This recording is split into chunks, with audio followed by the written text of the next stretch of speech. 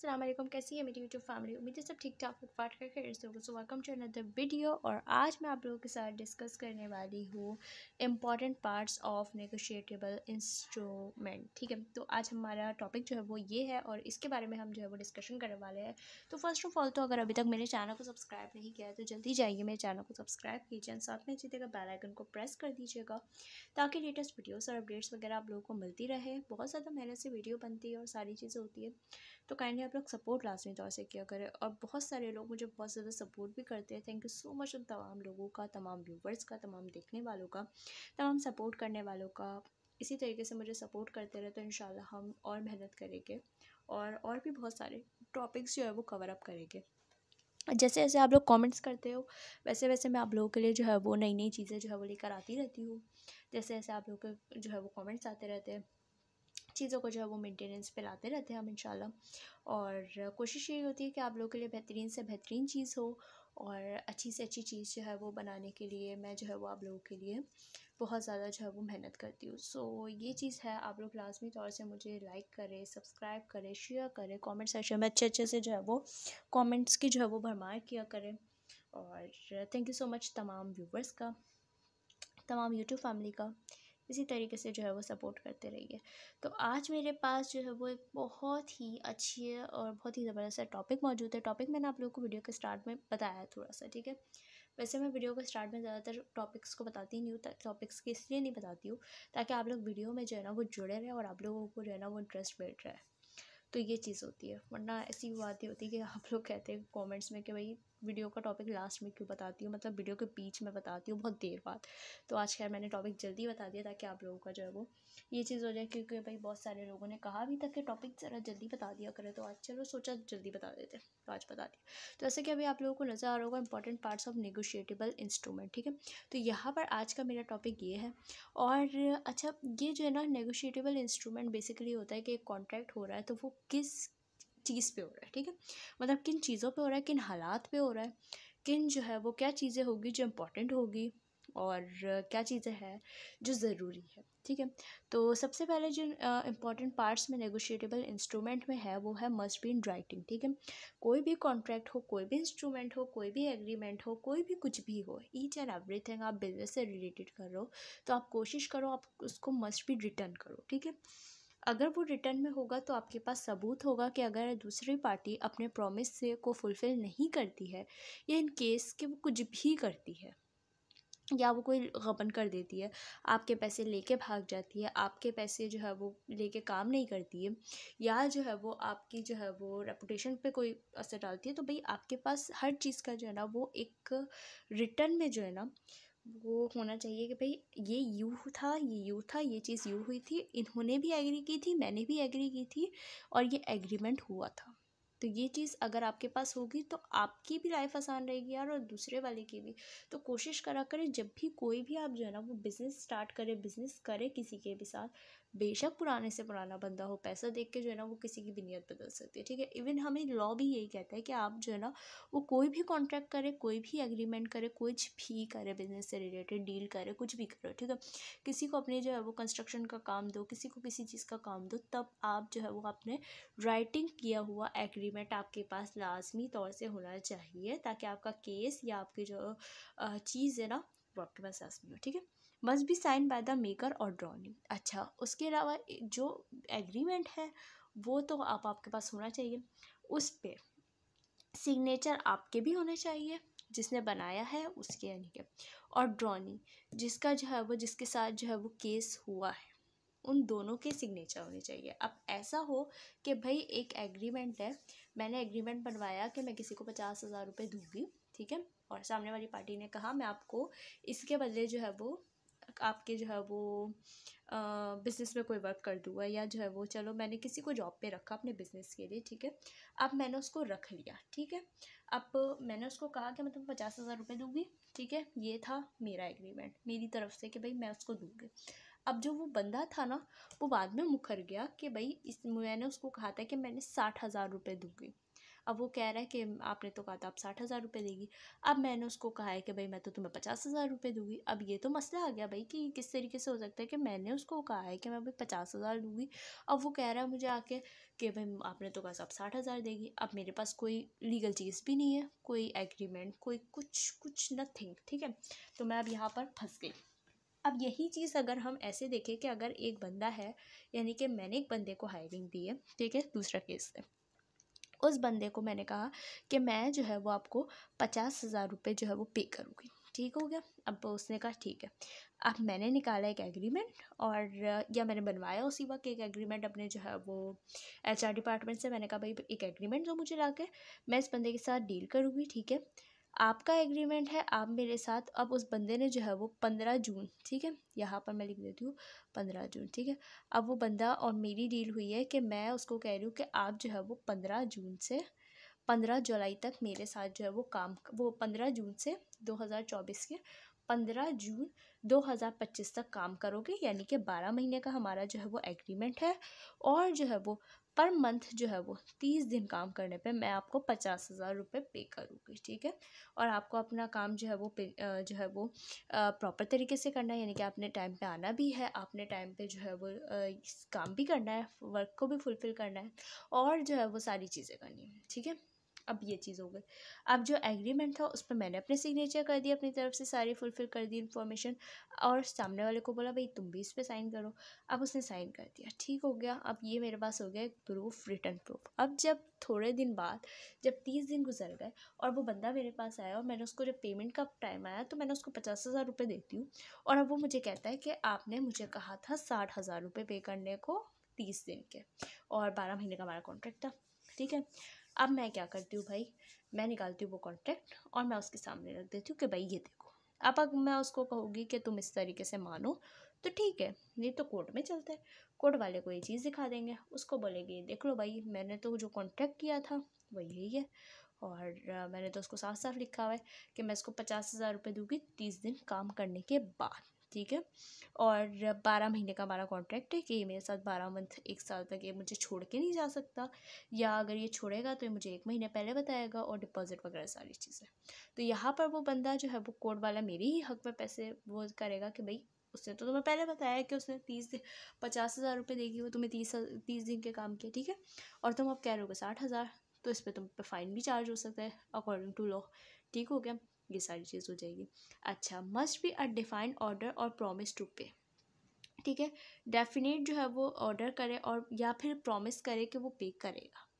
Must be unconditional होनी चाहिए, must be payable in money, ठीक है, पेबल होनी चाहिए, और must be payable on demand, demand पे भी होनी चाहिए, और must be payable to order और बियर, ठीक है। अगर आपने कुछ उधार लिया हुआ तो आपने वो मस्ट बी जो है वो वापस करना है, ठीक हो गया। अच्छा, एक और यहाँ पर एक सवाल है जो कि बहुत ज़्यादा जो है वो कमेंट सेक्शन में मैंने अक्सर देखा है, लोग मुझसे ये वाला सवाल मुझसे पूछ रहे थे, और ये चीज़ है कि कमेंट सेक्शन में इस सवाल की वर्थ थोड़ी सी है, ठीक है। अच्छा, क्यों है वर्थ वो भी मैं आपको थोड़ा सा बताती हूँ, एग्ज़ाम में ज़्यादातर आ जाता है, ठीक हो गया। तो एग्ज़ाम में अगर ऐसा सवाल आए तो उसको ब्रेक किस तरीके से करना है, फर्स्ट तो हमें ये चीज़ करनी होती है, पहले हम सवाल पढ़ेंगे फिर समझेंगे फिर आंसर देंगे, ठीक है।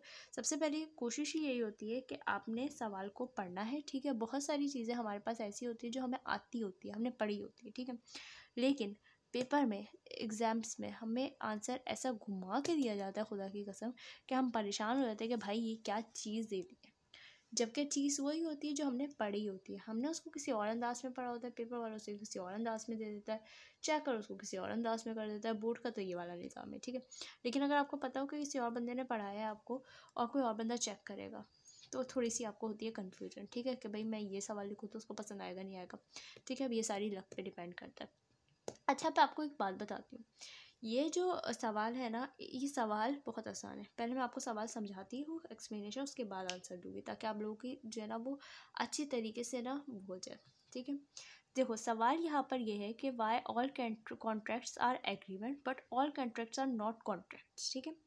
यहाँ पर सवाल है कि भाई जो तमाम कॉन्ट्रैक्ट्स होते हैं वो एग्रीमेंट तो होते हैं, लेकिन जो तमाम एग्रीमेंट होते हैं वो कॉन्ट्रैक्ट नहीं होते, कैसे, ये पूछा गया कि वाई, भाई वाई।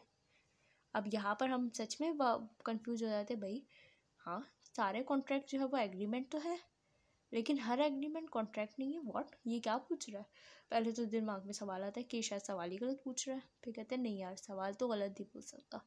अब एग्जामिनर ने बनाया है, सबके पास ये सवाल होगा, सब इसका आंसर भी लिख रहे होगा। अगर ऐसी बात होती तो लोग भाई फ़ौरन कहते ना। फिर थोड़ा सा हम अपने दिमाग को वो करते हैं, ब्रेनिंग करना स्टार्ट करते हैं, ठीक है, माइंड ब्रेनिंग स्टार्ट करते हैं। तो माइंड ब्रेनिंग में आता है कि भाई ये शायद यू होगा, इसका जवाब यू शायद से ज़्यादा सूटेबल लगे, या शायद इसका जवाब ऐसा अच्छा होगा, ठीक है। अब आपका दिमाग ये चीज़ सोचने लगता है कि भाई ये गलत तो नहीं है, वरना इतने सारे लोग यहाँ पे जो बैठे हुए हैं वो भी तो उसका जवाब दे ही रहे ना भाई, कैसे दे रहे? देखो भाई, यहाँ पर सवाल ये है कि हर कॉन्ट्रैक्ट एग्रीमेंट होता है, लेकिन हर एग्रीमेंट कॉन्ट्रैक्ट नहीं होता। वाई? अच्छा, वाई का भी वो लगा हुआ है कि वाई पूछा है कि क्यों ऐसा है, ठीक है। अब हमें इसका जवाब देना है। अब पहले सवाल समझ लिया, ठीक है।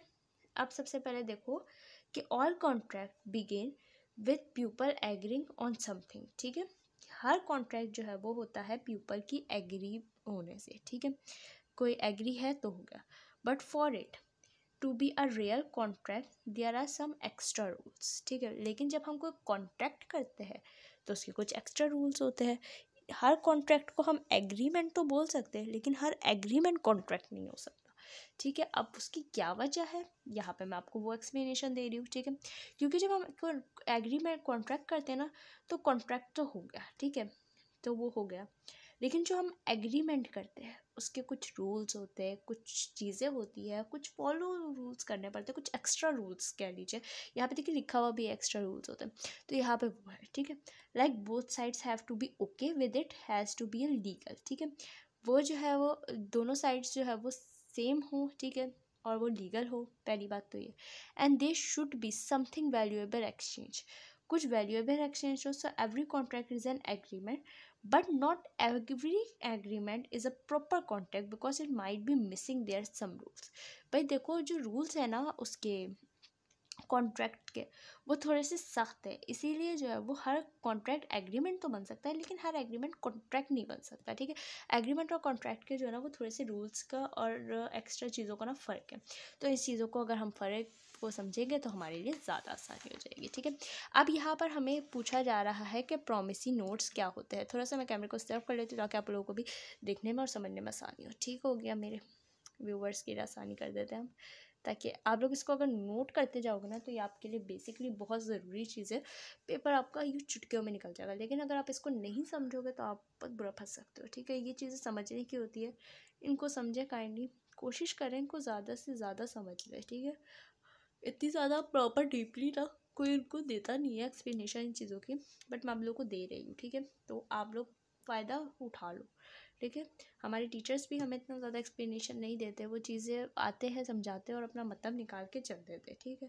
फिर बाद में उनको मैसेज करते रहो सर ये था, यू था, मिस यू था, मिस यू था, तो आप देखेंगे कि वो लोग भी आप लोगों को एक वक्त तक इग्नोर करते हैं, ठीक है। जब आप उनके बहुत पीछे लग जाते हो ना, हाथ मुँह पैर धो के, तो फिर वो कोशिश करते हैं कि आपको थोड़ा बहुत समझा दे। वो भी सरसरी से समझा देते कि भाई हमारे पास टाइम नहीं है। ओबियसली वो कहते हैं कि भाई जितना हमने समझाना था हमने समझा दिया था क्लास में, अब जब बच्चे को समझ में नहीं आया बच्चे गिनाए लिए, ठीक है। तो अगर आपको यहाँ से समझने को मिल रहा है ना, तो कोशिश कर रहे इसको पेन कॉपी के साथ नोट कर लो और पेपर में ये चीज़ें छाप दो तो आसानी हो जाएगी, ठीक है। हर क्वेश्चन का आंसर आपको यहाँ पे मिल जाएगा तकरीबन मेरे जो है वो यूट्यूब चैनल पे, लेकिन हर यूट्यूब चैनल पे जो है वो ये नहीं मिलेगा, ठीक है। तो यही बात हो गई कि why all contracts are agreement but all contracts are not contract, ठीक है। हर जगह आपको नॉलेज तो मिल जाएगी लेकिन सवालों के जवाब नहीं मिलेंगे, और जो है वो मेरे चैनल पर आपको सवालों के जवाब मिल जाएंगे और नॉलेज भी मिल जाएगी, ठीक है। तो ये चीज़ है। अच्छा, प्रॉमिसी नोट्स क्या होते हैं? प्रॉमिसी नोट्स, यार प्रॉमिसी नोट्स एक छोटा सा प्रॉमिसी नोट होता है। प्रॉमिसी नोट मेरे ख्याल से इतने ज़्यादा एक्सप्लेनेशन की, डीप एक्सप्लेनेशन की ज़रूरत नहीं मांगता, लेकिन फिर भी मैं आपको एक्सप्लेनेशन इसलिए दूंगी ताकि आप लोग जब पेपर में जाओ, एग्जाम में जाओ, अगर ये ही क्वेश्चन थोड़ा सा घुमा हुआ आ जाए तो आप इसको ब्रेक कर सको, ठीक है। इसलिए थोड़ी सी एक्सप्लेनेशन देना आप लोगों को मोस्ट इंपॉर्टेंट पार्ट मेरे ख्याल से हो जाता है, क्योंकि ताकि आप लोगों के पेपर में जब आप लोग जाओ ना तो पेपर में ऐसा घुमा हुआ सवाल आया होता है कि आपको देख के शायद घनचक्कर बन जाओ आप लोग और आपका दिमाग घूम जाए। तो इस चीज़ से बचाने के लिए मैं आप लोगों को जो है वो यहाँ पे अच्छी एक्सप्लेनेशन दे देती हूँ, ठीक हो गया। अब यहाँ पर ये सवाल है कि व्हाट इज़ प्रॉमिसी नोट। भाई प्रॉमिसी नोट क्या होता है? प्रॉमिसी नोट जो है वो एक रिटर्न प्रॉमिस होता है to pay a specific amount of money by a certain date और ठीक है। एक प्रॉमिसी नोट जो है वो एक कॉन्ट्रैक्ट की तरह होता है, ठीक है। कॉन्ट्रैक्ट को ही कहते हैं प्रॉमिसी नोट। वो जो है वो एक रिटर्न प्रॉमिस होता है कि भाई ये चीज़, जिसे हम कहते हैं ना यार वो स्टैम्प पेपर, वो होता है, ठीक है। क्या आपने वादा किया है, मैंने एक बंदे से वादा किया है कि मैंने उससे जो है वो 15 लाख रुपए लिए हैं, और मैं उसको जो है वो मैंने उससे लिए हैं अल्लाह भला करे दिसंबर में लिए, ठीक है। दिसंबर 2024 में मैंने उससे लिए है, और मैंने उससे वादा किया है कि भाई मैं तुम्हें मार्च 2025 की 5 तारीख को वापस कर दूँगी, ठीक है। अगर मैं उसको इन केस ये चीज़ वापस नहीं करती तो वो मुझ पर केस कर सकता है, बिल्कुल कर सकता है केस, और केस उसके हक़ में होगा, क्योंकि मैंने प्रॉमिसड रिटर्न उसको लिख के दिया है कि भाई मैं तुमसे 15 लाख रुपए ले रही हूँ दिसंबर 2024 में, और मार्च 5 तारीख 2025 की मैं तुम्हें ये पैसे तुम्हारे 15 लाख रुपए वापस कर दूँगी, ठीक है। अब अगर वो मुझ पर इन केस के वो उस पर ये लगा देता है कि भाई तुमने इस पर मुझे इतना 10% जो है वो इंटरेस्ट देना है हर लाख रुपए पे, ठीक हो गया, या जो है वो ये चीज़ है, ठीक है। तो फिर मुझे उस पर इंटरेस्ट भी पे करना पड़ेगा। लेकिन अगर मुझे ऐसे ही कहता है कि भाई तुमने मेरे 15 लाख ही वापस करने, यानी कि अगर मुझ पर सूद नहीं लगाता तो फिर उससे 15 लाख ही वापस करूँगी। लेकिन अगर वो मुझे कह देता है कि तुमने इंटरेस्ट पे करना, और ये चीज़ मैंने उसने मुझसे रिटर्न में लिया और मैंने उसको सिग्नेचर करके दिए है, ठीक है, और बाद में मैं उसको कहती हूँ कि भाई तुमसे तो मैंने 15 लाख रुपए दिए थे, अब वो मुझे कह रहा है कि तुम्हारे 20 लाख हो चुके, और मैं उससे नहीं दे रही कि भाई तुमने तो कहा था भाई तुम 15 लाख लिए तो 15 लाख लिए। अब वो मुझे दिखाएगा भाई कि ये देखो तुमने रिटर्न खुद इस पर सिग्नेचर की है कि तुम मुझे सूद समेत मेरे पैसे वापस करोगे इंटरेस्ट समेत, ठीक है। अब मैं नहीं दूँ तो मुझ पर केस कर सकता है इन केस, ठीक है, कि मैं उसको खाली उसके 15 लाख रुपए दे रही हूँ कि भाई मैं तुम्हें सूद नहीं दे रही, और ये चीज़ है वो चीज़ है, या ऐसी मेरी कोई तुमसे बात नहीं हुई थी, या मैं जो है वो 5 के बाद 6 तारीख को उसको पैसे दे रही हूँ बिना इंटरेस्ट के, तो ये चीज़ वो मुझ पर केस कर सकता है।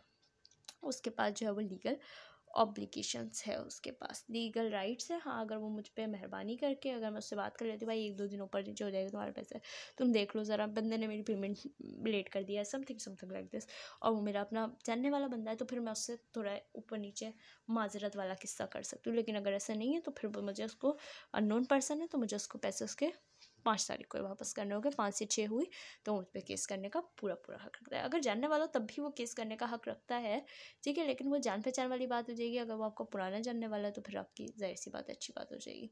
तो अब यहाँ पर एक सवाल है, a sale rise to be for 10,000 but the price will be fix, C is this agreement is valid और नॉट, ठीक है। यहाँ पर एक केस हमें छोटा सा दिया गया है बेसिकली, कि एक जो है वो बी ने जो है वो 10,000 रुपये दिए but the price will be fix, C ने जो है वो एग्रीमेंट के थ्रू जो है वो एक एग्रीमेंट किया, तो वो जो एग्रीमेंट है, ठीक है, वो एग्रीमेंट जो है वो वैलिड है या नहीं।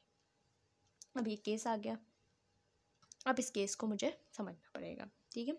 The agreement to sell rice to be for 10,000 with the price fix by C is not a typical agreement. ये एक एग्रीमेंट है but not a typical agreement के बहुत बड़ा एग्रीमेंट हो जाए, ठीक है।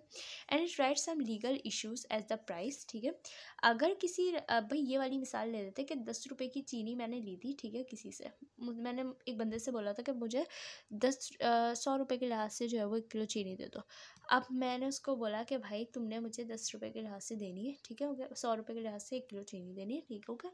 अब अगले दिन ऐसा होता है कि वो जो है वो उसकी प्राइस बढ़ जाती है।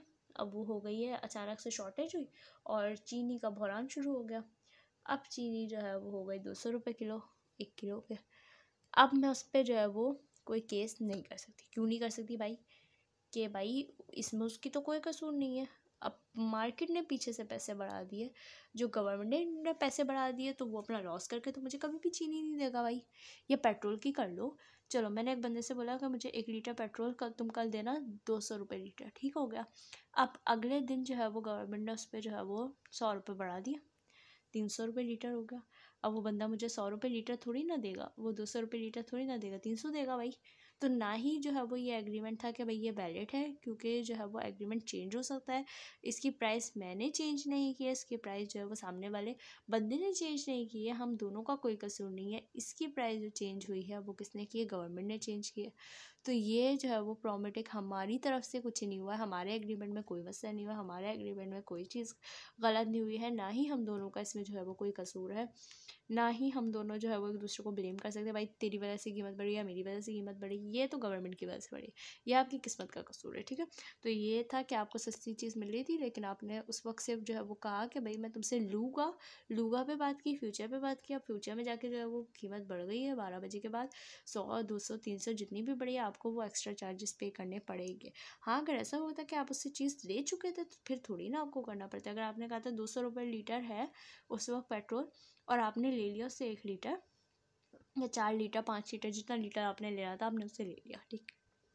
अगले दिन गवर्नमेंट ने प्राइस बढ़ा दी, तो इसमें ये एग्रीमेंट हो गया था। अब वो आपसे ये तो नहीं कहेगा ना भाई तू मुझे पैसे एक्स्ट्रा दो, ये चीज़ होगी तो ये चीज़ फिर गलत चीज़ तरीके में चली जाएगी। लेकिन अगर उसने जो है वो आपको नहीं दी थी और आपने भी उसको कोई पेमेंट इशू नहीं की, अगर आप उसको पेमेंट कर देते हो, कहते हैं भाई मैं पेट्रोल तुमसे कल उठा हुआ, तब भी वो आपसे एक्स्ट्रा पैसे नहीं ले सकता था। लेकिन भाई जब आपने उससे पैसे लिए ही नहीं है, ना आपने उससे पैसे दिए ना उसने आपको पेट्रोल दिया, तो फिर तो आपको ये चीज़ है कि जिस दिन आप पेट्रोल लोगे उस दिन आपको पैसे पे करने पड़ेंगे, और ज़्यादा ही पैसे पे करने पड़ेंगे, क्योंकि उस दिन की प्राइस जो होगी उसी के लिहाज से उठाने पड़ेंगे। तो ये होती है, इसीलिए जो है वो एग्रीमेंट जो है वो क्या है क्या, ठीक है। अच्छा, कैरेक्टरिस्टिक्स अगर मैं यहाँ पर देखूँ प्रॉमिसी नोट्स के, तो यहाँ पर सम की फीचर्स भी है कि प्रॉमिसी नोट्स के आपको कुछ जो है ना वो की फ़ीचर्स चाहिए होते हैं। अच्छा, क्या की फ़ीचर्स चाहिए होते हैं, मैं यहाँ पे आपको वो भी डिस्कस करके थोड़ा सा एक्सप्लेनेशन दे देती हूँ। प्रॉमिसी नोट हमेशा जो है वो रिटर्न में होना चाहिए, अगर वो रिटर्न में नहीं होगा तो भाई मसला होगा, ठीक है। प्रॉमिसी नोट का ये होता है। प्रॉमिसी नोट क्या, कोई भी एग्रीमेंट में हमेशा कहती हूँ कोई भी कॉन्ट्रैक्ट ज़बानी तो करो ही नहीं, ज़बानों का तो कोई भरोसा है ही नहीं, ज़बान से वाला बंदा